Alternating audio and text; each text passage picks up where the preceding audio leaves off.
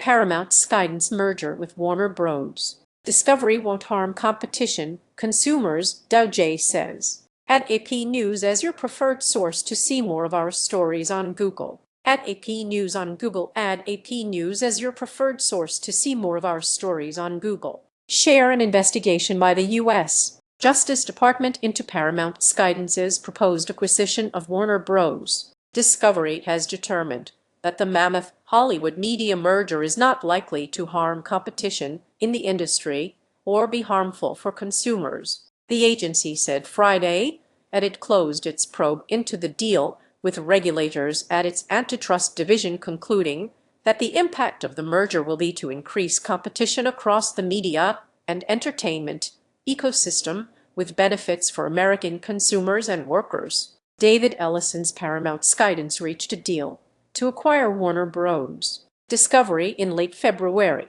Paramount's victory came after months of negotiations and a rival bid by Netflix that ultimately fell short. Paramount was bought by Skydance last year. The companies contend that merging will be good for growth in the industry and give consumers access to more content, particularly if the HBO Max and Paramount Plus libraries are combined. But critics have decried what further consolidation could mean in an industry already controlled by just a few major players. Among the potential market impacts from the merger, regulators weighed whether the deal would hurt competition in video streaming. They concluded that the merger would likely increase competition by giving customers a more robust competitive alternative to larger video streaming alternatives. The agency also determined that YouTube, TikTok, and other social media portals that also offer video streaming content do not appear to be competitive substitutes here under well-established antitrust legal precedents, although they compete broadly for consumer attention.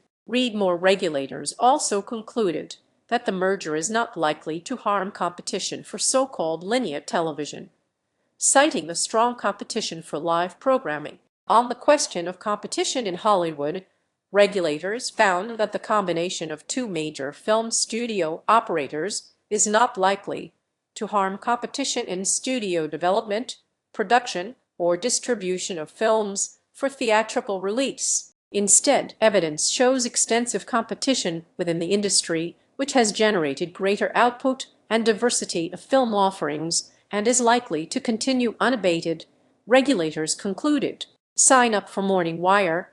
Our flagship newsletter breaks down the biggest headlines of the day. Email address. Sign up by checking this box. You agree to AP's terms of use and acknowledge that AP may collect and use your data pursuant to our privacy policy. Thousands of actors, directors, writers, and other industry professionals have voiced unequivocal opposition to the Paramount deal, arguing that further consolidation will lead to job losses and fewer choices for filmmakers and moviegoers. Many lawmakers have similarly sounded the alarm. Ellison, chief executive of Paramount Skydance, has pledged to keep Paramount and Warner Bros. As standalone movie studio operations and vowed to release a combined 30 movies a year in theaters. Paramount has acknowledged the merger will also lead to significant cuts due to duplication, while the Trump administration's Justice Department has now confirmed it won't be challenging Paramount's $81 billion purchase of Warner.